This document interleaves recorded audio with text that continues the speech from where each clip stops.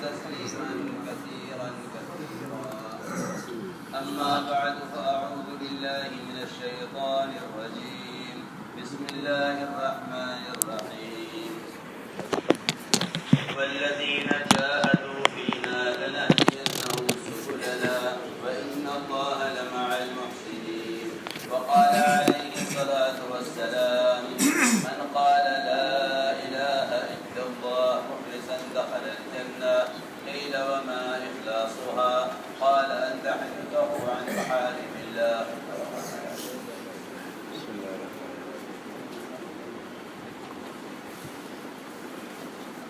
My dear brothers and respected elders, this is a big cause for concern, that whether our amal, our action is a mujahida or mushakkat. I can explain these two words. It's very important to know whether our a'mal come under the category of mujahida or whether they come under the category of mushakkat. Because the promise of hidayat is only with mujahida, not with mushakkat, neither in dunya nor akhirah. There is no promise in this dunya or in the hereafter for mushakkat. All the promises that have been given are based upon mujahida. For mujahida, there is reward in the hereafter and hidayat in this world. So it's very important to know what is the difference between these two, because both of them involve effort. The person who does mujahida is doing effort, and the person who is going through mushakkat is also making effort. But the deception is, in this era, in this time, is that every person who is doing effort is a mujahid. But this is not the case.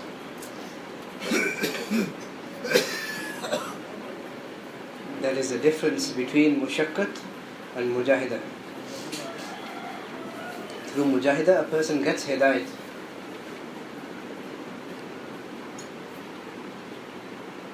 Mujahida is that which is done based on the tarbiyat and the ta'aleem of Nabi sallallahu alayhi wa sallam.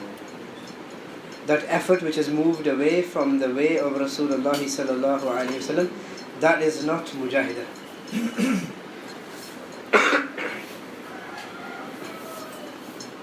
The obedience to the sunnah of Nabi sallallahu alayhi wa sallam in our effort, this will be the deciding factor of whether something is mujahida or mushakkat.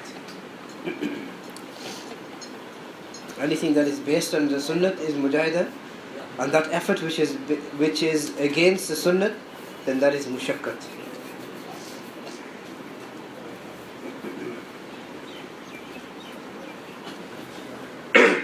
This is the difference between the two. We need to base our amal upon the ilm that has been conveyed to us by Nabi sallallahu alaihi wasallam. Ilm, our knowledge, is a guide for us, like a dalil.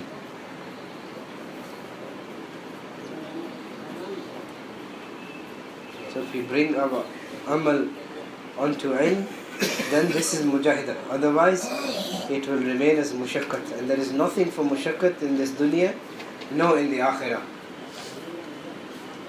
And in mujahida only there is hidayat. So there are certain things that we need to be aware of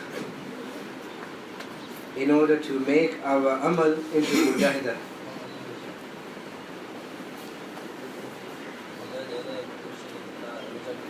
The most basic of things within this is ilm and ikhlas. Because without ikhlas, the amal does not get accepted. And without ilm, there is no reliability of the amal, or whether it's being done correctly or not. And without ikhlas, the amal itself is unacceptable. So therefore you need to look at two things for every amal that we do. One is ilm, one is iman. In one hadith, both of these have been gathered. Whoever wants ilm and iman, Allah will give them. Whoever wants ilm and iman, Allah will give them. And these are two big fard, two big faraid that have been given to us. And all the rest of the faraid are based upon these two. All the commands that Allah has issued are based upon these two, ilm and iman. But unfortunately today the Muslims do not consider these two things that we need to learn. Ilm and iman.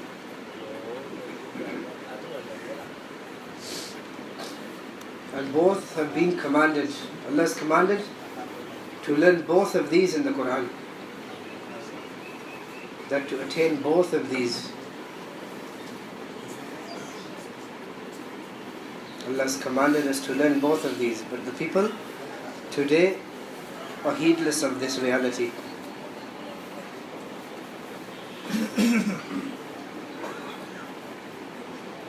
People are deceived because they think that iman is something we don't need to learn because we are already born Muslims. We are born in the house of a mu'min. And we have been given iman by default. So we've been deceived through this. Just like a person, when he inherits something through his father, in the same way we think that we are born in the house of a Muslim, therefore I don't need to learn iman. And we've been deceived by this.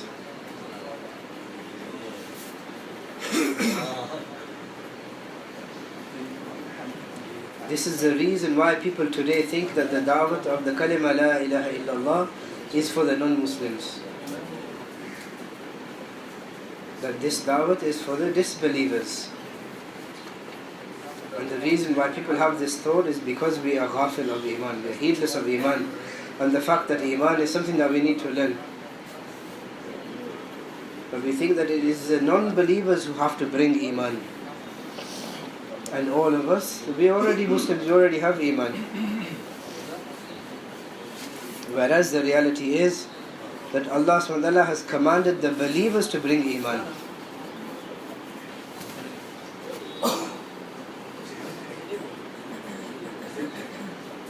Allah has commanded the believers to bring iman.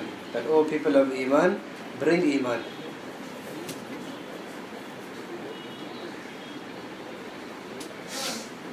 So one thing is that the command of bringing iman is for the people of iman. And the second thing is that the believers, the mu'mineen, the people of iman have been commanded to learn knowledge. The reason why we are heedless of knowledge is because we have mixed ilm, which is the real knowledge, with other talents. We think that the worldly knowledge, the worldly talents and skills are knowledge. We think that this is knowledge. This comes under the category of ilm, and this is not the case. Hazrat Ji used to say that whichever thing you take as your provider will overpower you. This is something to understand, that whatever you take as your sustainer will overpower you. So if a person believes that the knowledge of the world, the skills and the talents of the world is ilm, then this will overpower you. And the real ilm will leave your life and you will have no reality and value of this.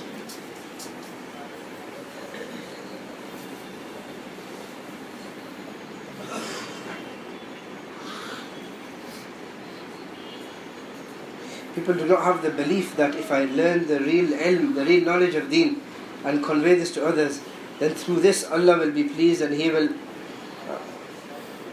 make me successful.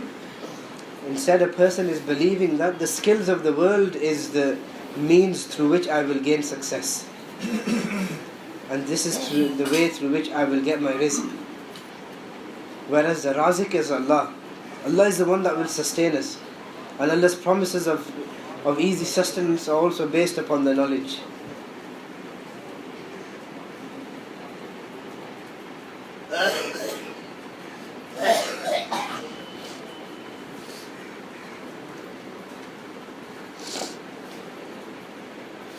So what is the difference between these two kinds of knowledge? One is based on the experiences of the people of the world, and one is that real knowledge which has been conveyed to us by Rasulullah sallallahu alaihi wasallam.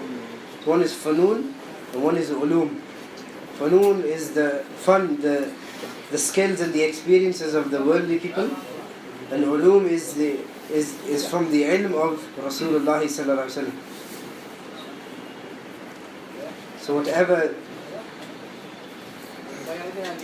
whatever the humans have experienced, this is fanun. That such and such scientist has experienced this. He did some tests and therefore he experienced this and he proved this, and that becomes the knowledge of that time. This is called fanun. This comes through research, whether it's doctors, engineers, scientists, whatever they learn in the era becomes the knowledge of that time. But this all comes under fanun. This is not ilm.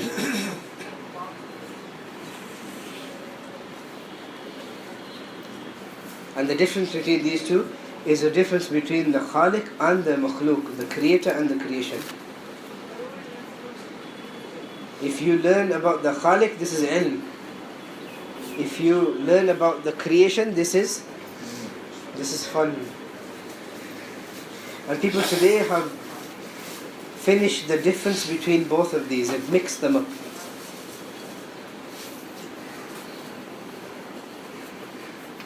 So people talk the words of great ignorance, which is that when people ask, what are you doing? I'm learning the ilm of dunya. This is not even ilm. The word ilm cannot even be used with these experiences of the world. The reason is because according to the time and the era, the knowledge of the world will change. The fanun will change. The experiences of the world will change, but the ilm, the real ilm, never changes. The ways of the world, the experiences of the world will always continue to change, whereas Allah's sunnah, Allah's ways do not change.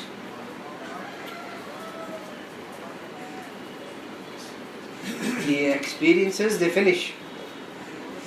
The people of this area laugh at the people of the previous era. People who create the new machines laugh at the people who created the old machines. They laugh at them. So what did these people make? Then look at what they made. Look what we have made. So the people of this era will say the people of the past were stupid. Listen carefully. But ilm, the same ilm that Rasulullah sallallahu alaihi wasallam, the prophets brought, will remain as it is until the day of judgment. That will never change. This is the difference. This is the difference between ilm and fun. So my dear brothers, to learn about Allah, this is ilm. And the research of the world amongst the creation, this is funun. The prophets, they brought ilm from Allah subhanahu wa ta'ala to the people. And the people that they came to, they had their experiences. They had experiences about businesses, about the services, various things they had did research upon, and then bringing out results from their experiences and their experiments. So the people, the nations that they came to, they would reject the ilm that the prophets would have brought. This is a very old fight between the prophets and the nations that they used to come to. They would always reject the knowledge that the prophets would bring, because the prophets used to bring the knowledge of ahkam, the commands of Allah, and the people used to say, no, that this is the knowledge. The knowledge is that which we have. People think that whatever we gain in this world, that this is whatever is happening in the world, this is based on the experiments and the experiences of the insan.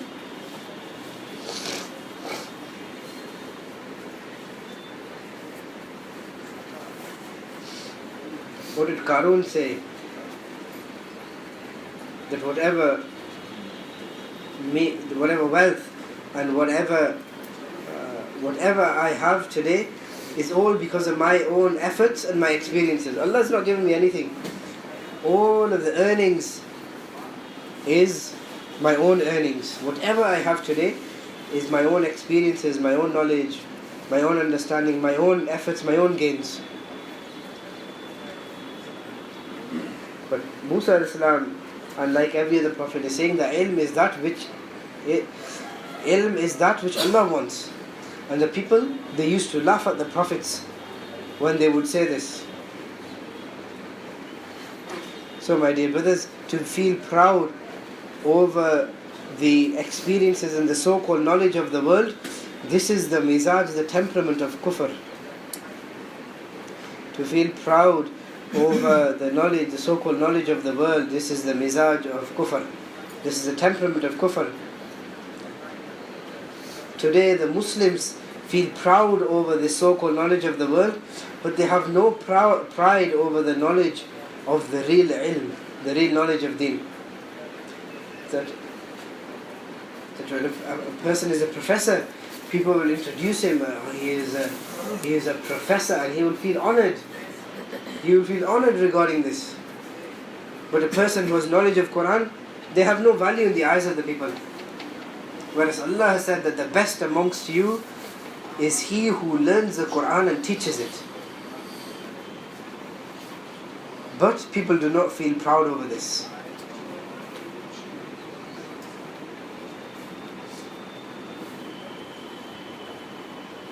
People will feel proud that he is a great scientist, he is a big doctor, he is a well-known doctor, he is a great surgeon.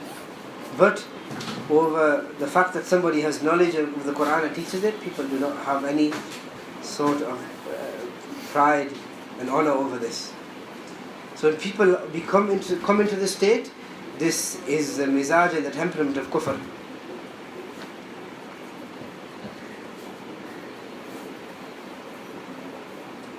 It is mentioned that when the prophets brought the commands of Allah to the people they mocked the prophets, and then they felt proud over the fact, or they felt proud over this thought that they had the real knowledge. And then what happened? That Allah destroyed all of these people. Therefore, feeling proud over the so-called knowledge of the world, this is the temperament of kufr. Such people were destroyed in the past. So it is important to understand the difference between these two. It is important to understand the difference between these two. Otherwise, people will learn jahalat thinking that it is ilm. People will learn ignorance thinking that it is knowledge. Ilm, what is ilm? Ilm is to engross in the research of what is Allah wanting from me. This is knowledge.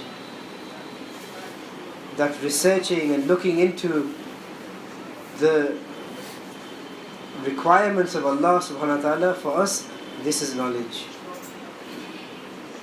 But because people have taken the so-called knowledge of the world as ilm, therefore people have moved away from ilm. They have left the real ilm.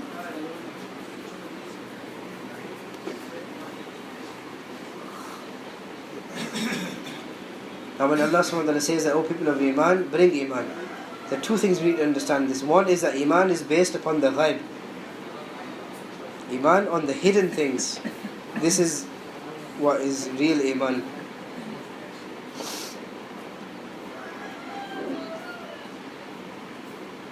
The Iman bil ghaib is what is real Iman.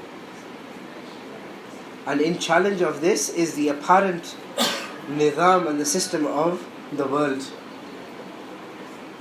And whatever tajurbat we have, experiences we have, these are based on the things that we can see in the world, the system of the world.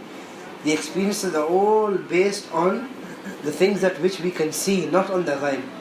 What is in the land, what is in the minds. The people do research on the various things of the world. So experiences are based on the things that you can see, the tangible things of the world. Now to reject what we can see is Iman. To reject that which we can see is Iman. The mushahidat, the things that we can see, rejecting these is Iman. This is Iman. So rejecting the experiences, rejecting that which we can see is Iman. So how can this be ilm? How can those things that are based on experience, how can those things that which we can see be classified as ilm, whereas these are the things that we need to reject in order to have Iman?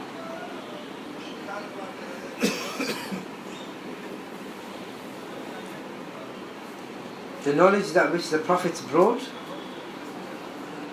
that is ilm, and that is based on the hidden things, not based upon the things that which we can see.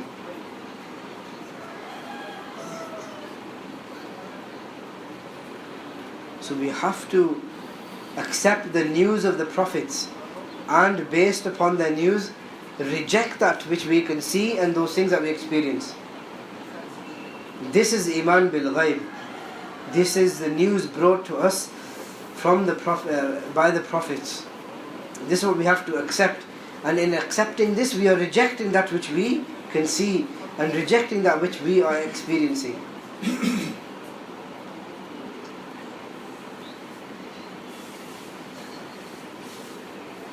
So the news that we have been given, they are against the zahir, the apparent.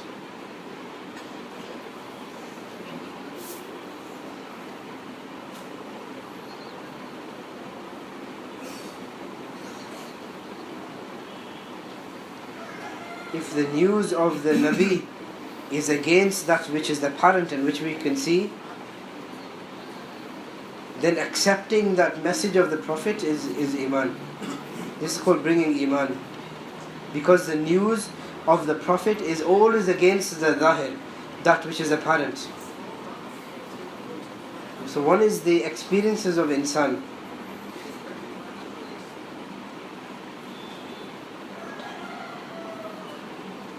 So through experience a person will say, okay, from here, how long will it take to travel 100 miles?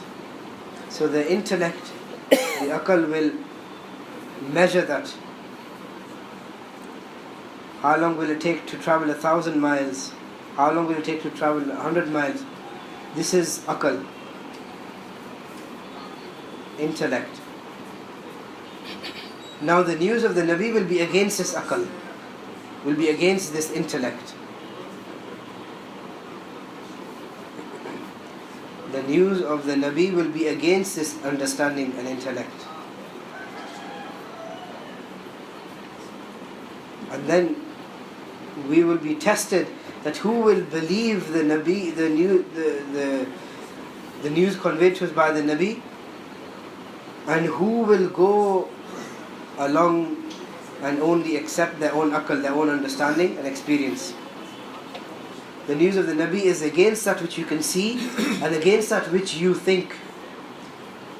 And to accept or reject the call, the message of the Nabi, they will become successful. Those who accept his message, they will be the ones who will be successful. The reason why the ummah or any nations, they get destroyed or failed, it's because when the news reached them, they rejected it. They said, this is not something that which we see. And then they were destroyed because of this. Nabi Sallallahu Alaihi Wasallam, I'll give you an example. Nabi Sallallahu Alaihi Wasallam gave the news of his journey of Mi'raj. And we have to have iman upon this. This is fun. This is part of our base belief that Rasulullah Sallallahu Alaihi Wasallam, with his body and soul, that with his blessed body and soul, he travelled a journey of 1 month from Baytullah to Baytul Muqaddas. So 1 month's journey he travelled. This is a 1 month's journey that he traversed. And he travelled from there to the heavens. This is the news that we have been given. That he travelled from Baytullah to Baytul Muqaddas and then from there to the heavens. This was news conveyed to the people of Iman to test their Iman. And this was a very severe test to see that who will believe and who will have doubt. So the aql, the intellect says that this is not possible. And this happened just in a small portion of the night, not the whole night even. 1 month's journey cannot happen even in the whole of the night. How could this happen in one portion of the night? And it wasn't just like a quick flash, but he saw, Nabi Sallallahu Alaihi Wasallam saw the rewards of good actions and the punishments of the bad actions. He saw he had a detailed journey, and the same night he returned. So the people who had weak Iman, they fell into doubt. And what should we do now? People are going to say that their Prophet, Na'udhu Billah, is saying such things that our intellect cannot accept. What are we going to say to the people when they come with questions like this? My dear brothers, think about this. Today the Muslims as well don't speak upon haqq, because if people ask me, then what kind of thing are you saying, then how are we going to answer them? So therefore we'll not mention these things. And we'll also talk against these things so that people can accept the remaining of our words. Otherwise the people won't accept. My dear brothers, if we think about this,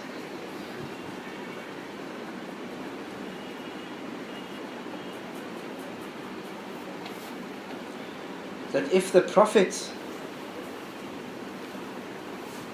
did not do this, they did not say that let's only say those things that the people can actually understand.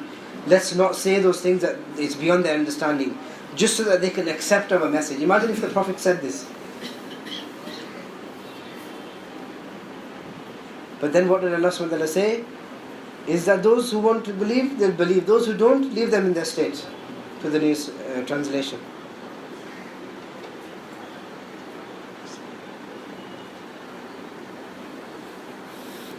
My dear brothers and respected elders, this is 100% true that Nabi Sallallahu Alaihi Wasallam went from Baytullah to Baytul Muqaddas and travelled to heavens and saw the what's happening in Jannat and Jahannam all in a small portion of a night.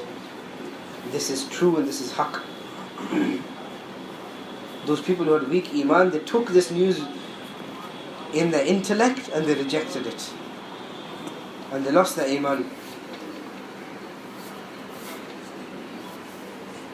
So the news that reaches us through the prophets, we have to accept this and reject what we see and what we think and understand. Abu Darda who's sitting in the masjid, somebody saying, "Our house is on fire." He goes, "No, it's not." So he's rejecting what other people are seeing.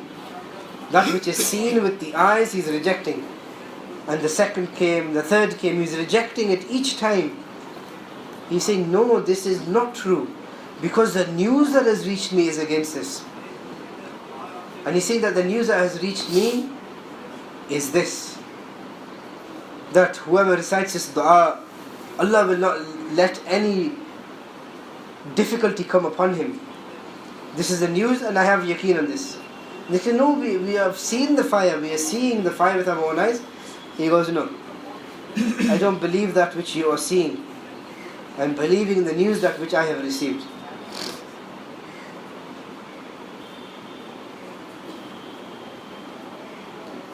Hazrat Ji Rahmatullah used to say that if you reject that which you are seeing based upon the news that has reached you, Allah will show you the reality of this. Then eventually somebody came, says the fire burnt the entire area. But as soon as the fire reached your house, then the fire went out. So having good hopes on Allah subhanahu wa ta'ala is the biggest power that we have. Because Allah says, I am with the expectations of my people. That however my people, whatever expectation they have of me, I will deal with them accordingly. And this is on Iman. This is the biggest power. Ibrahim alayhi salam had guman, had good expectation from Allah, so he rejected the biggest powers of that time, which was Jibreel alayhi salam. Out of the creation, the biggest power within the creation is Jibreel alayhi salam.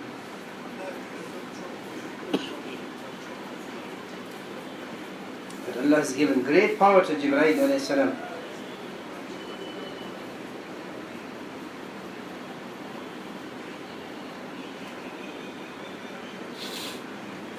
That when you reject the greatest and the closest of the creations of Allah, then Allah's help directly comes. Because there's no other power greater than that except the power of Allah. So once you rejected the biggest power amongst the creation, the only power remaining after that is the power of Allah. Therefore Allah's help comes direct. Ibrahim alayhi salam rejected Jibreel alayhi salam and said, I don't need you. I can see the fire that I'm falling into, but I don't need your help in this. And he's saying that I don't need you. That I don't need you.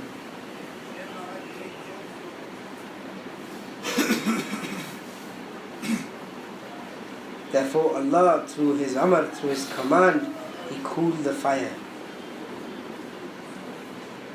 Because this was the yaqeen upon the news that had reached Ibrahim alayhi salam. If a person does not have the yaqeen of the news,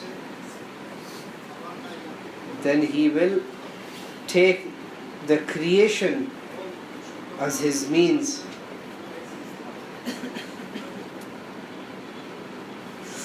Whereas the system of the whole world is based upon the commands, based upon the Creator.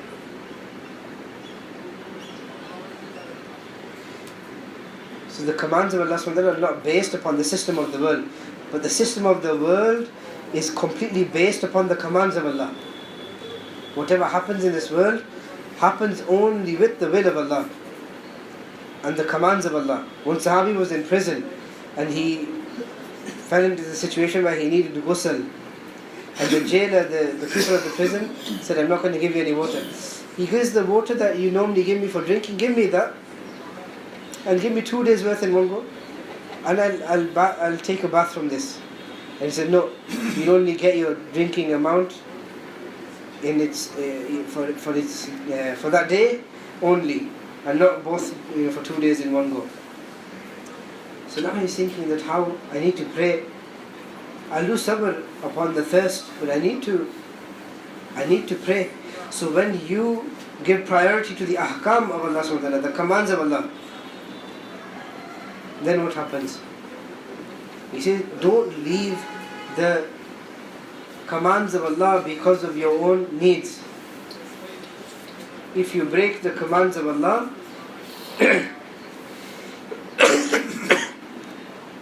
if you break the commands of Allah because of your needs, then the system of the world will go against you. But if you give priority to the commands of Allah, Allah will subjugate the creation to you.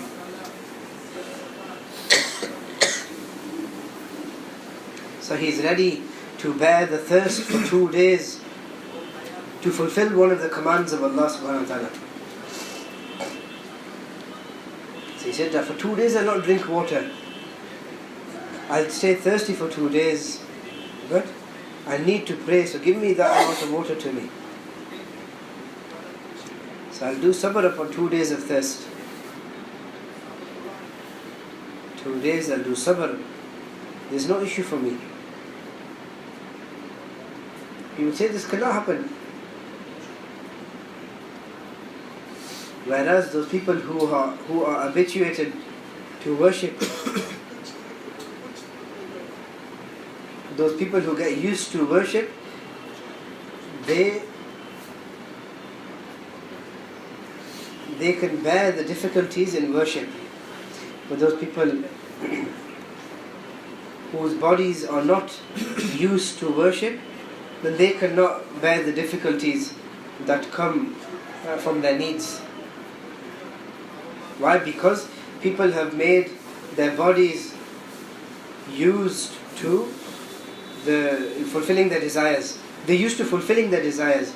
Therefore they cannot bear the difficulty of sacrificing their desires for worship.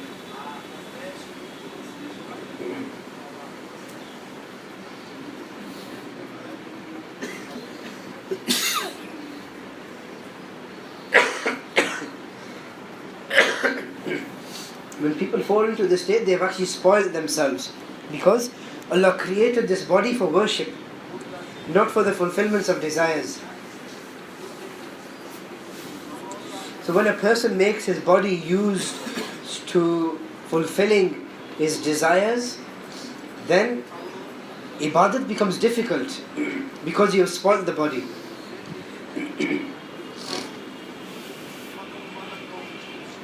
So people who use their bodies to fulfill their desires, then for that person to worship becomes difficult. Those people who fulfill the maqsad of their body, which is to worship, and make their bodies used to this, then for them to sacrifice their needs and desires becomes very easy.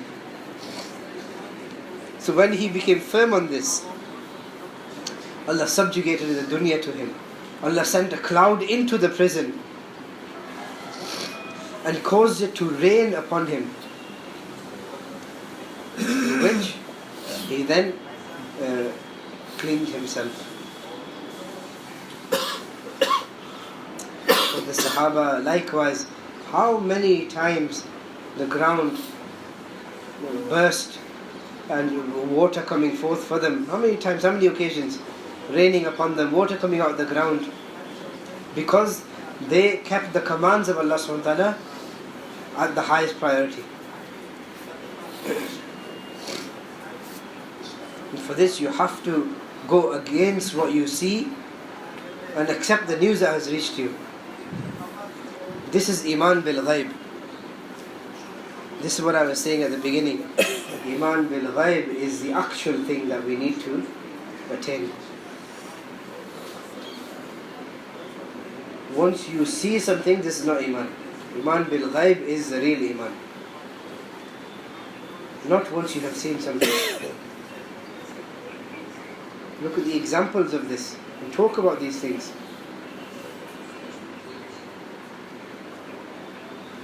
Talk about the examples of Iman bil Ghaib. Iman upon the unseen. This is the real thing. That believe the news that has been conveyed to us by the Prophet sallallahu alaihi wasallam. Believe that which is being conveyed to us by the Prophets. Nabi sallallahu alaihi wasallam bought a horse from a Bedouin, and the deal was made. He went forward to pay. He said, "Come, follow me so that I can make the payment." So the Bedouin followed Nabi sallallahu alaihi wasallam. On the way, somebody came and said, "Oh, will you sell the horse?" He said, "Okay, yeah, I'll sell it," because there was a higher price being given. He didn't say that it's already been sold. And then he asked Nabi sallallahu alaihi wasallam, Muhammad sallallahu alaihi wasallam, "Are you going to buy the horse or not?" He said, "The deal has already been made." He goes, "No, the deal has not been made. I have not sold it to you." Nabi sallallahu alaihi wasallam said, "No, the deal has been made, therefore I've purchased it already." He said, "No, I swear by Allah, I have not sold it to you." The Bedouin said, "I swear by Allah, I have not sold it to you." Nabi sallallahu alaihi wasallam said, "No, we have made the deal already." So that Bedouin said that, "Okay, in that case you bring a witness." He knew that there was no witness amongst them, so therefore why would he bring a witness? So the deal was done only between these two people. So he said that bring a witness. Bring a witness that will bear testimony to the fact that you have purchased the horse. He said that there was no witness. He He said, there is no witness, and how can I accept that you have bought the horse? Therefore, you bring a witness. Khudaymah radiallahu anhu was passing by. Khudaymah bin Thabit was walking past. He heard this, and he said that I bear witness. I'll bear testimony to the fact that you actually bought the horse, O Prophet of Allah sallallahu alaihi wasallam. This is the taqaza of the intellect says that the witness is that person who was there at the time when the incident took place. This is what Aql tells us. That only that person can be a witness.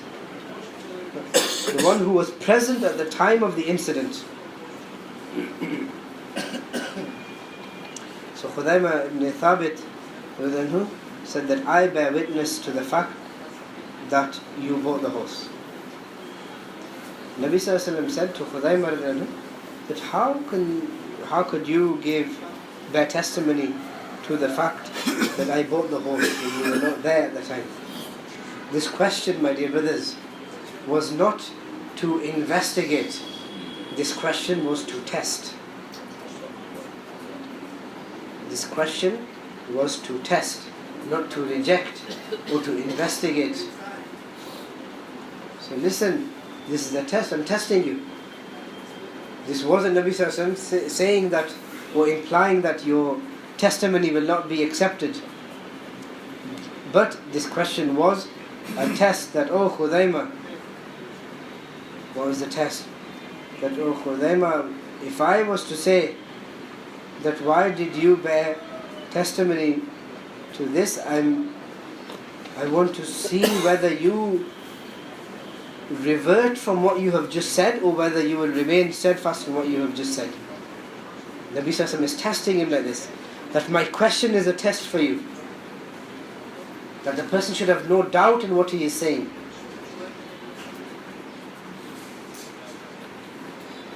That Nabi Sallallahu Alaihi Wasallam is testing that if I question him like this, will he change what he is saying, or will he remain firm on what he is saying? Nabi Sallallahu Alaihi Wasallam don't have doubt on what they convey. They have yaqeen upon their own words and the messages. They have yaqeen upon their words. So this was a test for him. Nabi Sallallahu Alaihi Wasallam have iman upon that which they convey to others. So Nabi Sallallahu Alaihi Wasallam therefore asked him this question, O Khudaymah, how can you bear testimony to this deal when you were not present at the time of the deal? This question was only a test for Khudaymah radiallahu anhu. I'll ask him and I'll see whether he changes his mind or changes his words. He may turn around and say that, oh okay, no, actually I was just trying to help. I wasn't actually there at the time. No.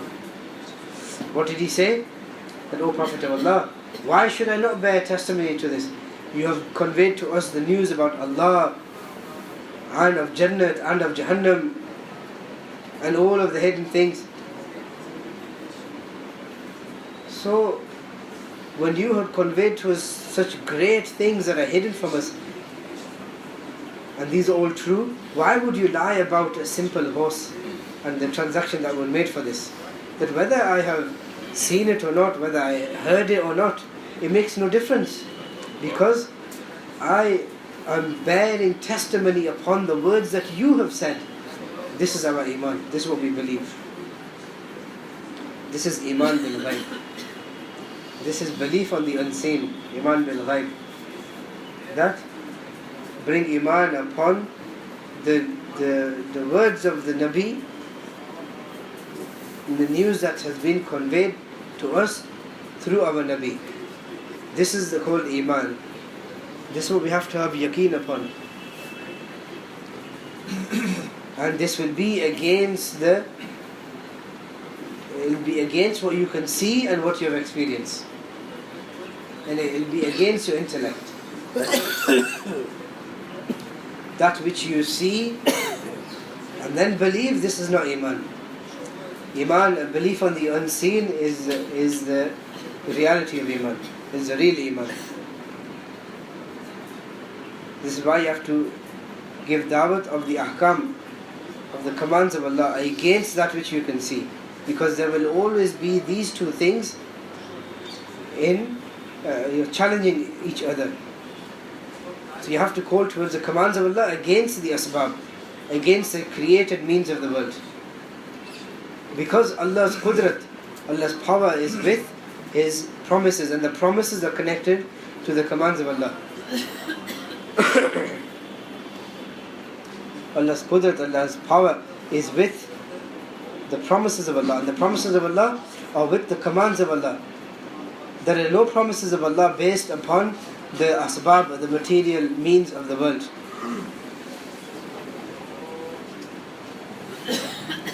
Because all of the promises are connected with the ghaib, all connected with the hidden. And all the promises on the hidden are with the commands of Allah. The promises of the hidden are not with the things that you can see and experience in this world. There is no connection with the hidden promises with the apparent things of the world. Because where the promises have come from, the commands of Allah have also come from there. These are all hidden. Therefore, my dear brothers and respected elders, the real thing is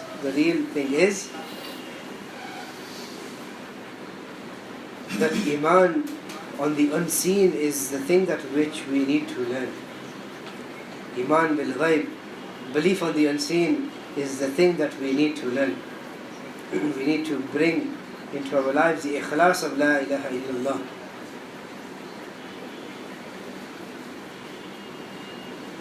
Iman has its signs. When you look into the signs of Iman, then you will make effort to build the sifat of the Iman inside you. And the most basic of the qualities of Iman is taqwa. The whole of deen is based on taqwa, the fear of Allah. The whole of your deen is based on taqwa. All your good deeds are based on taqwa. Taqwa is the real sign of Iman. This is why Allah SWT in the Quran mentioned that this is the kalima of taqwa. La ilaha illallah is the kalima of taqwa. At the beginning I mentioned that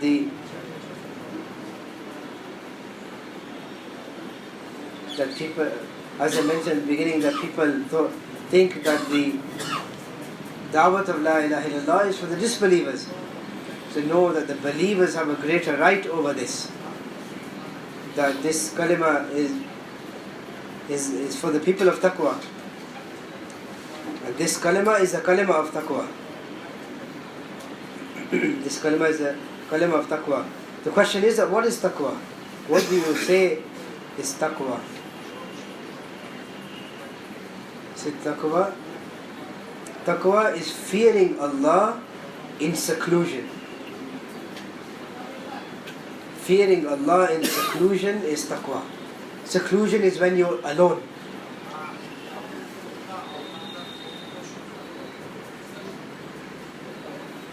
So it's very important to understand what taqwa is. Fearing Allah when nobody can see you, when nobody at all can see you except Allah, fearing Allah in that state is called taqwa. People refrain from sin, but only because of what people will say. Out of the fear of what people will say, people avoid sin. A person who avoids sin and hides his sin from the people, he is not a muttaqi. He is not a person who has taqwa, who fears Allah. Muttaqi is that person who fears Allah when he is inclined towards sin. So taqwa is fearing Allah when you are alone.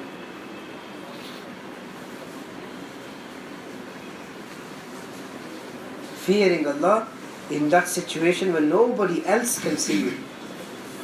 That is taqwa. Fearing Allah when you are alone, when nobody else can see you. In that situation, fearing Allah is taqwa. That's why Ibn Abbas used to say, he would say that if a person hides and commits a sin, and suddenly the door opens, or if the veil is removed, whether that curtain is moved because of wind, and this thought comes to mind, has somebody seen me?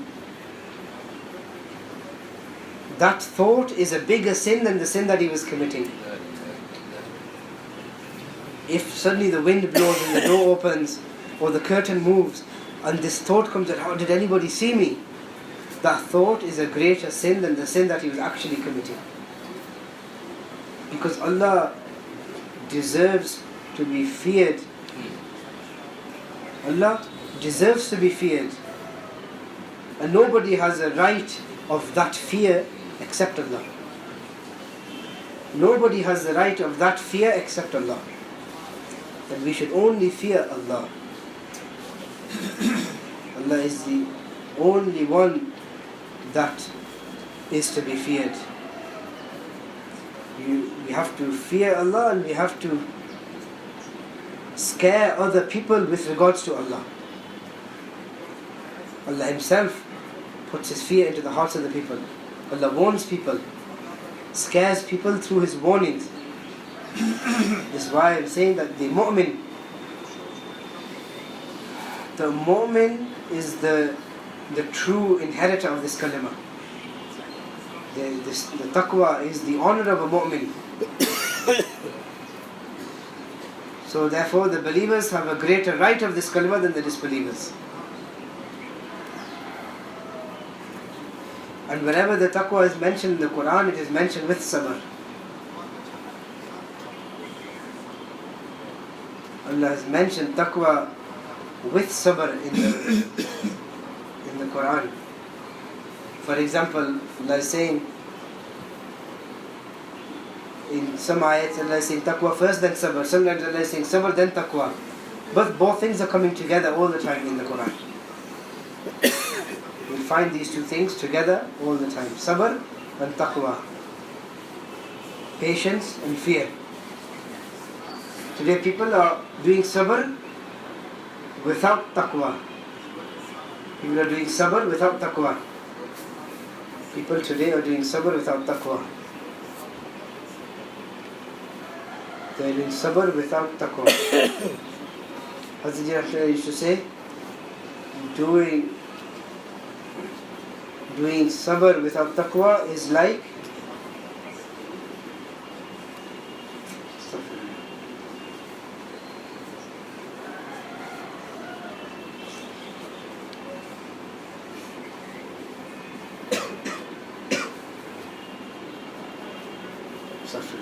I missed the example he gave.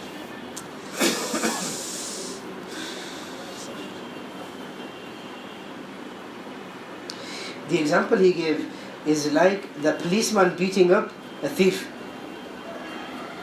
He can't do anything except sabr. The sin is also there, and he's being beaten. He can't do anything about it. Upon that sabr, Allah's help will not come. No prisoner is helped because the policeman is beating him up.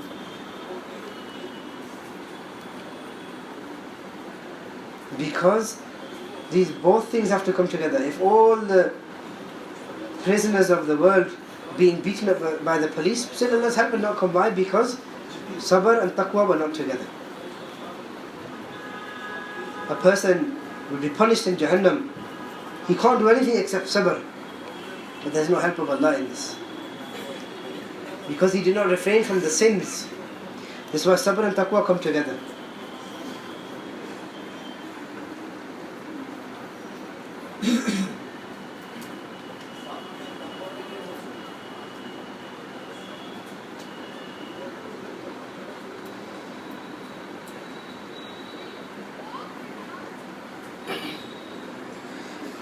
people think that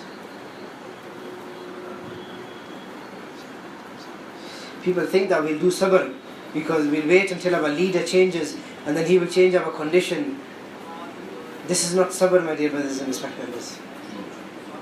We have to change ourselves by adopting the commands of Allah, by fearing Allah, and then while doing that you do sabr, then the help of Allah comes.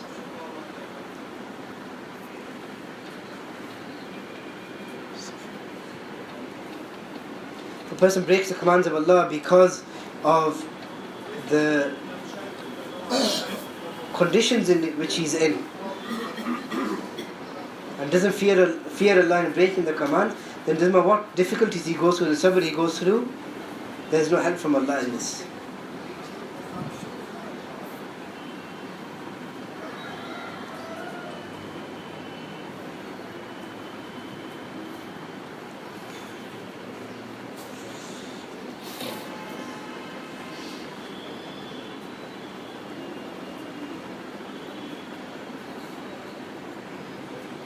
My dear brothers,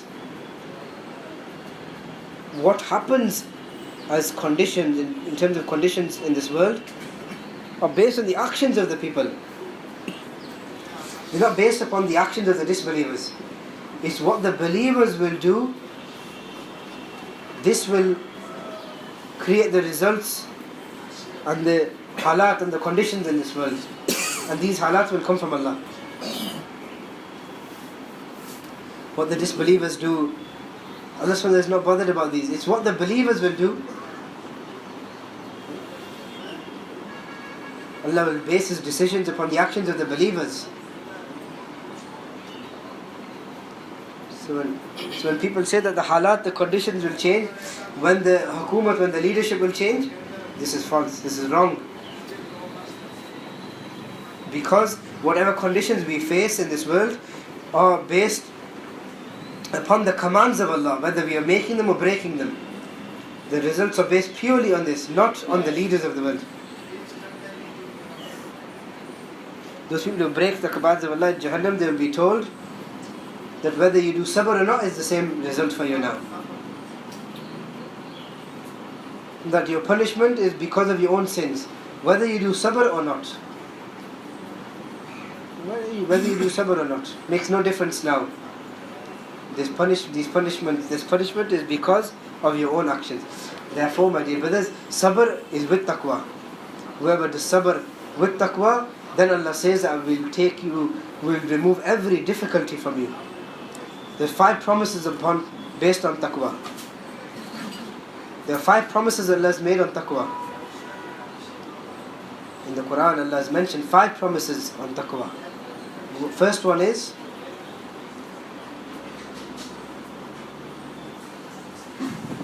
that I will make a way out of every difficulty for the muttaqi. A person wants to refrain from sin. If the whole world wants to put one person into sin, the whole world wants to get together, put one person into sin, but he wants to refrain from it, then Allah will make a way for him to avoid that sin. Why? Because Allah does not do dhulm upon His people. That the command is to refrain from sin, and He wants to, and Allah does not tell him, this cannot happen. This is why whoever wants to refrain from sin, Allah will save him from that sin.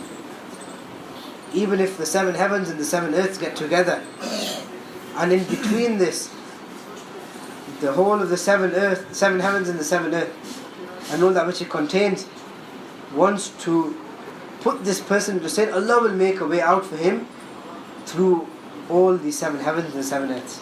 That's why it is mentioned that a person who fears Allah in seclusion, Allah will make a way out of this difficulty for him. Yusuf alayhi salam wanted to run away from sin. People say, where are you going to run to? All the doors are closed. All of the doors were closed. All of the doors were locked. Say, where are you going to run to? How are you going to escape now? All the doors have been locked. But the person who wants